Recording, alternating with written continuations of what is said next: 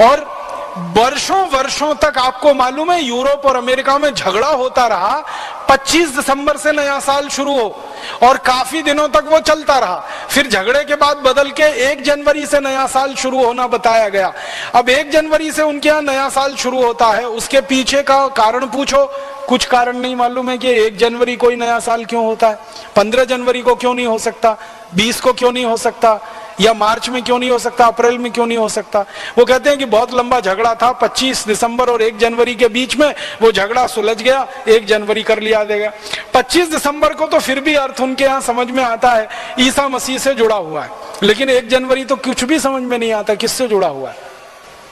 और भारत में अगर हम नए वर्ष की बात करें तो भारत के अलग अलग क्षेत्रों में नए वर्ष मनाने की अलग अलग परंपरा है। जैसे आसाम में नया वर्ष बिहू से शुरू होता है, तो बिहू का कोई गहरा अर्थ है हमारे समाज जीवन में, हमारे राष्ट्र जीवन में। बिहू के पीछे पूरी संस्कृति है और पूरी की पूरी सभ्यता का दर्शन है, इसके लिए बिहू है और उसके साथ नए वर्ष की शुरुआत है।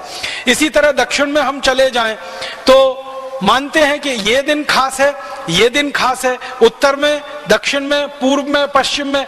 अब ये पश्चिम भारत में गुजरात के लोगों के लिए बहुत महत्व का दिन है, दीपावली वाला। तो दीपावली के अगले दिन से वो नए वर्ष की शुरुआत मानते हैं, क्योंकि व्यापार के हिसाब से वो उनका सारा हिसाब है। तो हर जगह भारत में नया वर्ष है, वो चाहे तमिलनाडु का हो, चाहे आसाम का हो, गुजरात का हो, या हमारे इधर लोहड़ी होती है पंजाब में, लोहड़ी से नए वर्ष की शुरुआत मानी जाती है। तो सब जगह कुछ ना कुछ विशेष आधार है और उसके पीछे पूरा दर्शन है। यूरोप और अमेरिका में तो न कोई आधार है न कोई दर्शन है, फिर भी हमने नकल करके 1 जनवरी को नया वर्ष मनाना शुरू कर दिया।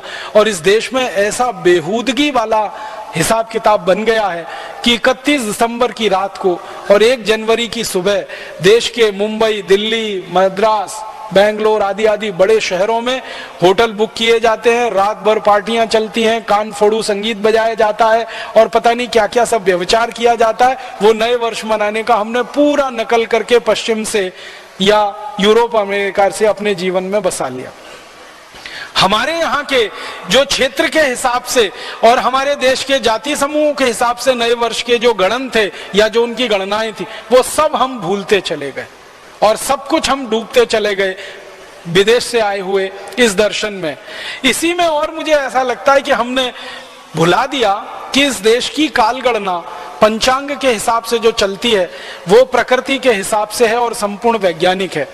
हमारे यहाँ भारत में ऐसे महान महर्षि और वैज्ञानिक हुए हैं जिन्होंने यूरोप से 1000 साल पहले कई गणनाएं की थी और वो गणनाएं सारी दुनिया में सत्य सिद्ध हुई।